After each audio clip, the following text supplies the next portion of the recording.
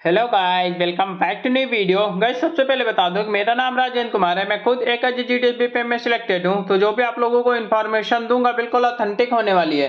तो गाइस देखिए, जो जीटीएस का जो ट्रांसफर पोर्टल है मई 2024 वाला, वो जो है आज से फाइनली रूप से चालू हो चुका है। सुचारू रूप से फाइनली रूप से उसका जो है वेबसाइट वगैरह सब कुछ चालू हो गया है और आप लोग जो है ट्रांसफर के लिए अब जो है अप्लाई कर सकते हो आज से। ठीक है, हालांकि सुबह नहीं चल रहा था, लेकिन यहाँ पे 2 बजे के आसपास बढ़िया चलने लगा है। तो अब आप लोग जो है ट्रांसफर के लिए अप्लाई कर सकते हो, फॉर्म एप्लीकेशन जो है भर सकते हो, कोई दिक्कत नहीं है। लेकिन आप लोग फॉर्म अप्लाई करने से पहले, फॉर्म फिलअप करने से पहले जो है कुछ चीजों का यहाँ पे ध्यान देना है। कुछ पॉइंट्स है, माइनर पॉइंट्स है, उन पॉइंट्स को आप लोगों को बहुत ही ध्यान से देखना है, ध्यान से सुनना है। मैं इस वीडियो में जितने भी पॉइंट्स बताऊंगा बहुत ही ध्यान से देखना, नहीं तो आपका फॉर्म रिजेक्ट हो जाएगा। बहुत सारे कैंडिडेट का फॉर्म रिजेक्ट होता है, हर साल रिजेक्ट होता है, क्योंकि उनको जो है माइनर पॉइंट पता नहीं होता है। और देखिए, जब भी आप लोग फॉर्म अप्लाई कर देते हो, एप्लीकेशन फॉर्म भर देते हो, उसके बाद आपका कुछ ना कुछ गलतियां हो जाती हैं। तो उन गलतियों में कौन कौन से आप लोग करेक्शन कर सकते हो, उसके बारे में मैं आप लोगों को बताऊंगा कि आप लोग जो भी फॉर्म भरे उसमें किन किन पॉइंट पे आप लोग करेक्शन कर सकते हो। क्योंकि सारे पॉइंट्स पे तो आप लोग करेक्शन कर नहीं पाओगे, कुछ ही पॉइंट है जिसमें आप लोग करेक्शन कर सकते हो।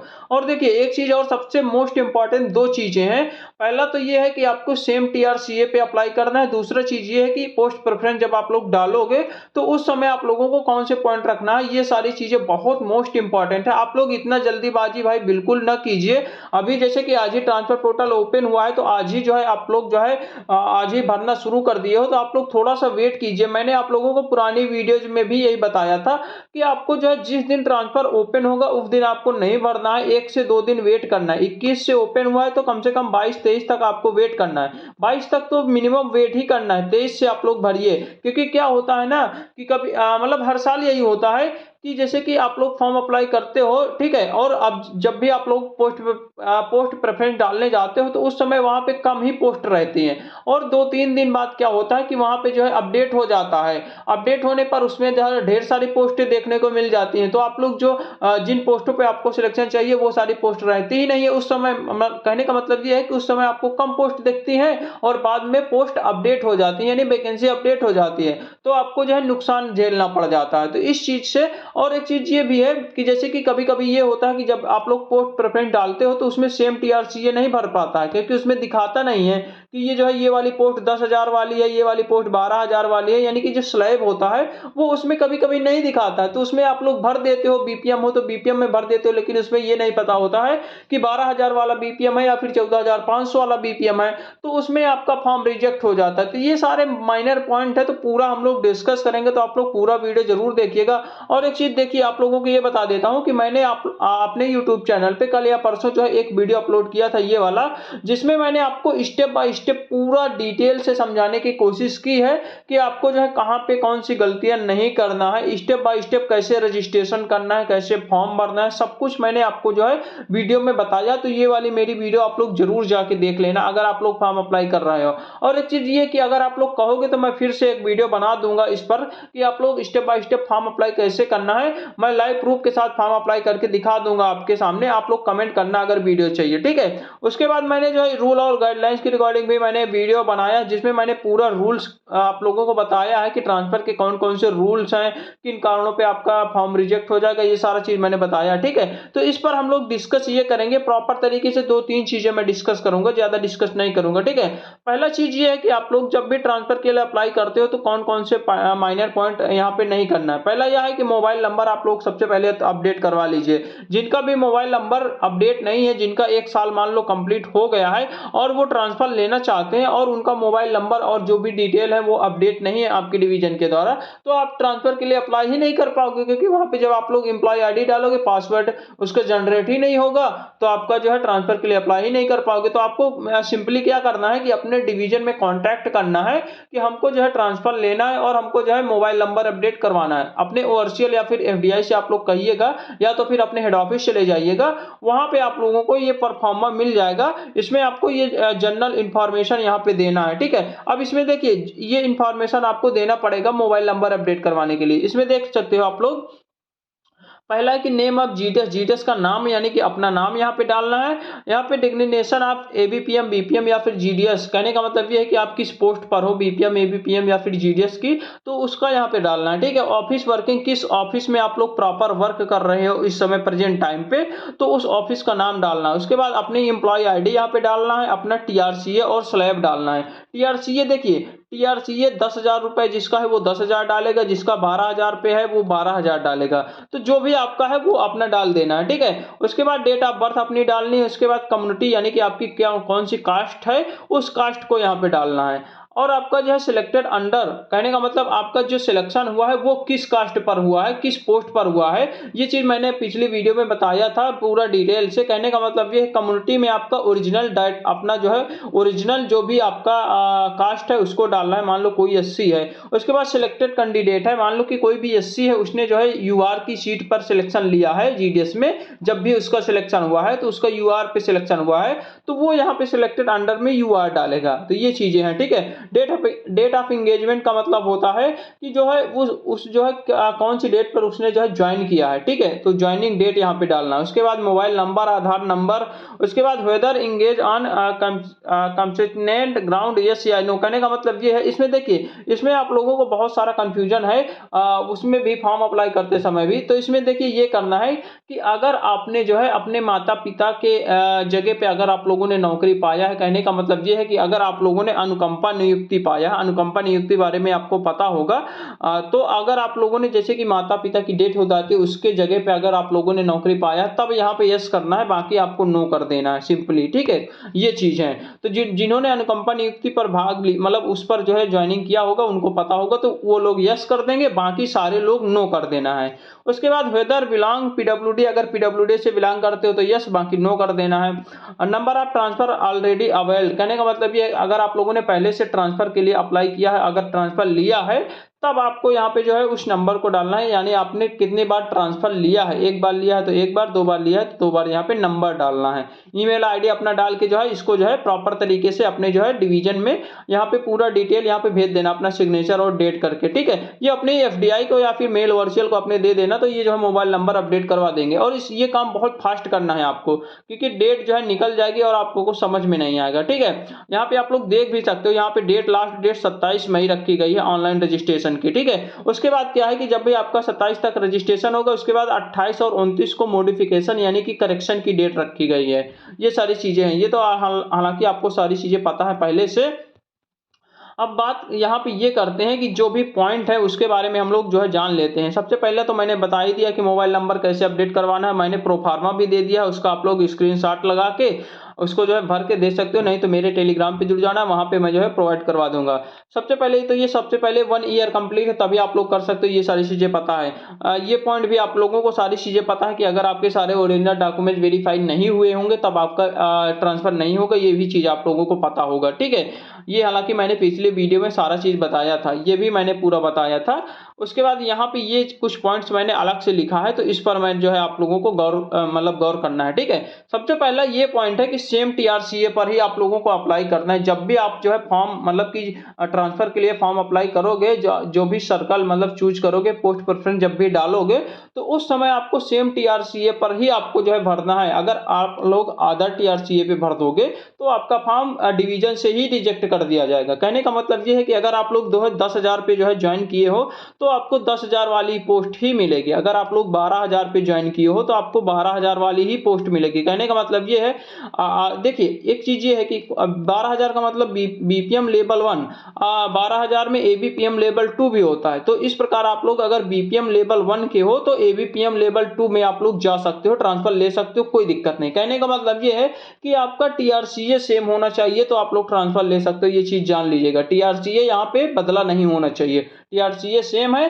तो आप लोग ट्रांसफर ले सकते हो। कहने का मतलब ये है कि बीपीएम लेवल 1 जो है वो एबीपीएम लेवल 2 में ट्रांसफर ले सकता है आसानी से, ये चीजें होनी। ये चीज़ मैंने बता दी। उसके बाद अगला है कि करेक्शन के लिए आप लोग क्या करना है कि जब भी आप मान लो कि कोई भी गलती कर देते हो तो करेक्शन आपको किन-किन पॉइंटों पर करना है। तो करेक्शन आपका उसी पॉइंट पर होगा जो पॉइंट आप लोगों ने खुद से फिल अप किया है, ना कि जो है डिवीज़न की तरफ से जो भी पॉइंट क्लियर हुए हैं या पॉइंट भरे गए हैं, उन पॉइंट पे आप लोग करेक्शन बिल्कुल भी नहीं कर पाओगे। इसीलिए मैं आप लोगों को सबसे पहले सलाह यही दूँगा कि जब भी आप लोग जो है ट्रांसफर के लिए अप्लाई करने जाना, तो जैसे ही आप लोग लॉगिन करोगे, तो जैसे ही लॉगिन करोगे तो यहाँ पे सबसे पहले आपका जो है सारा डिटेल यहाँ पे खुल के आ जाएगा। ठीक है, जैसे ही लॉगिन करोगे तो यहाँ पे सारा डिटेल खुल के आ जाएगा। अब देखिए यहाँ पे देखना ये है कि यहाँ पे कौन कौन सी यहाँ पे चीजें भरी हैं। ये सारी चीजें, जितनी भी चीजें यहाँ पे भरी हैं वो आपके भी फॉर्म में भरी होंगी। जितनी भी चीजें अगर मान लो पहले से भरी हैं, कहने का मतलब ये है मेरा कि जो जो भी पॉइंट यहाँ पे ऑलरेडी फिलअप होगा वो जो है आपके डिवीजन की तरफ से भरा गया होगा। ठीक है, उस पे आप लोग जो है करेक्शन नहीं कर सकते हो।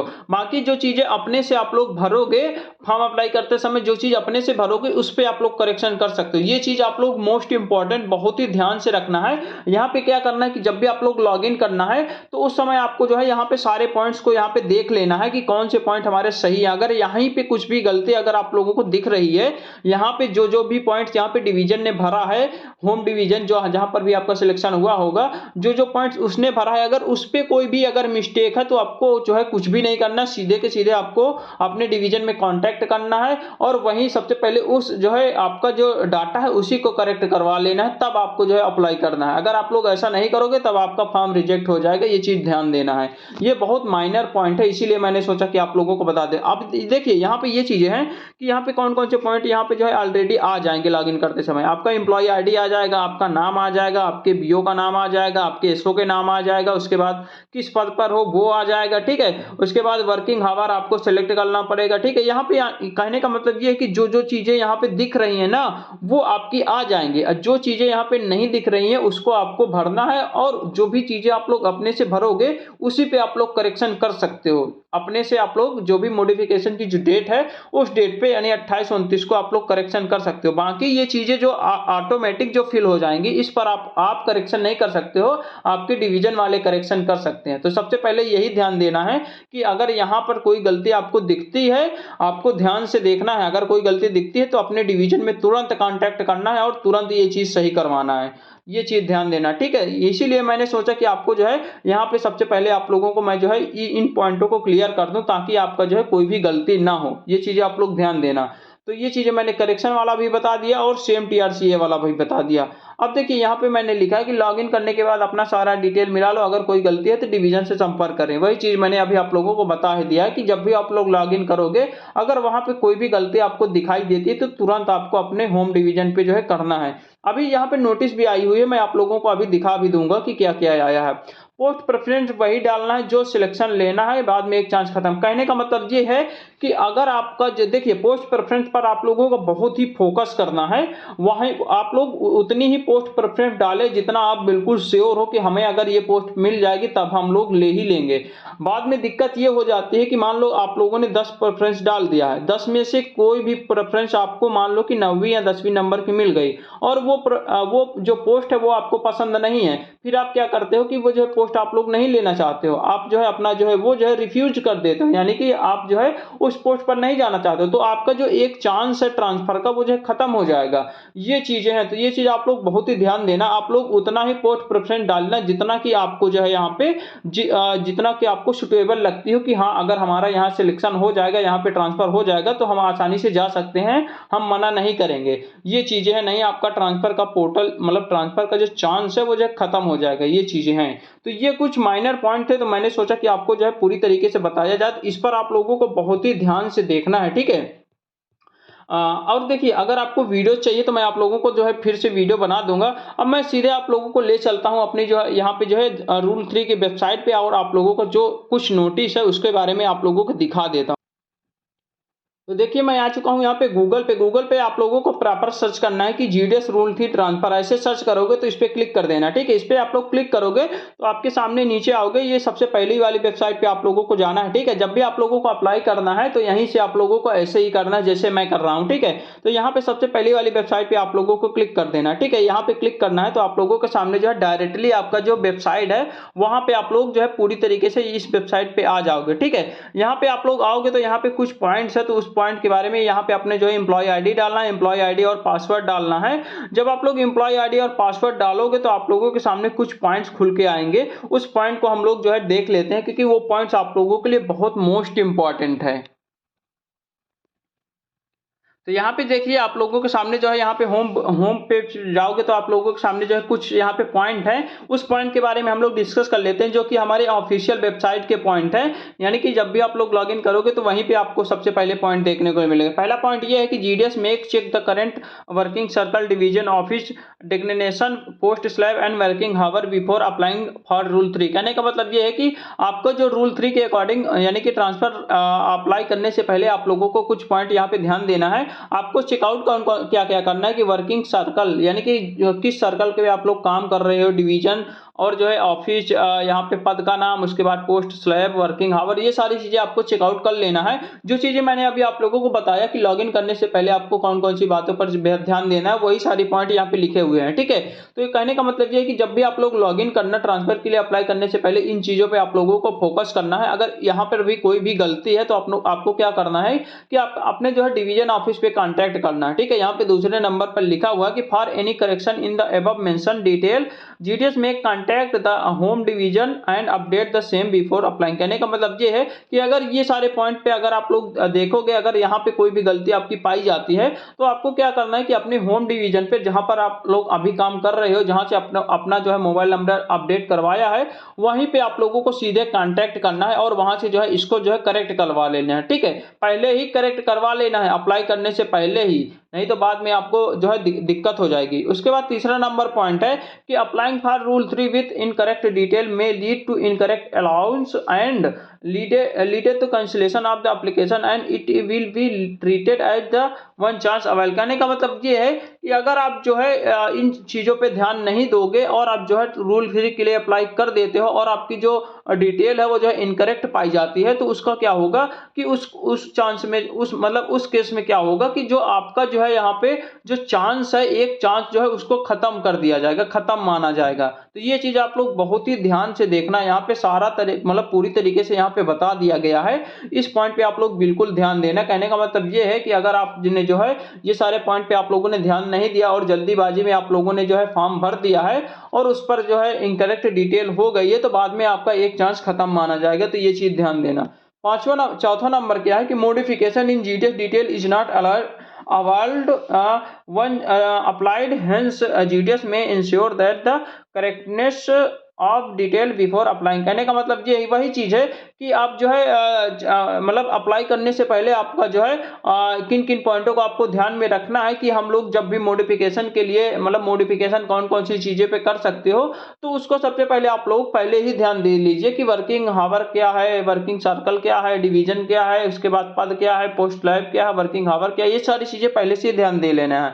अगर इन पर जो है आप लोग, क्योंकि इन सब चीजों पे जो भी अबव है उन पर जो है आप लोग करेक्शन नहीं कर सकते हो, मॉडिफिकेशन नहीं कर सकते हो, तो ये चीजें हैं। तो ये चीज आप लोगों को मैंने हालांकि पहले ही बता दिया, इंफॉर्मेशन पहले ही अभी दे दिया है। तो ये सारी चीजें थी, तो मैंने सोचा आप लोगों को बता दिया जाए। और देखिए आपको मैं जो है आप लोग इतना जल्दीबाजी मत कीजिएगा, 1 से 2 दिन वेट कीजिएगा, क्योंकि आपको जो है बाद में दिक्कत हो जाएगी। इसीलिए मैं बार बार कह रहा हूं कि 1 से 2 दिन वेट कीजिए, बाद में आप लोग अप्लाई कीजिएगा। तो चलिए ठीक है, मिलते हैं एक नई वीडियो के साथ, तब तक के लिए बाय बाय, टेक केयर।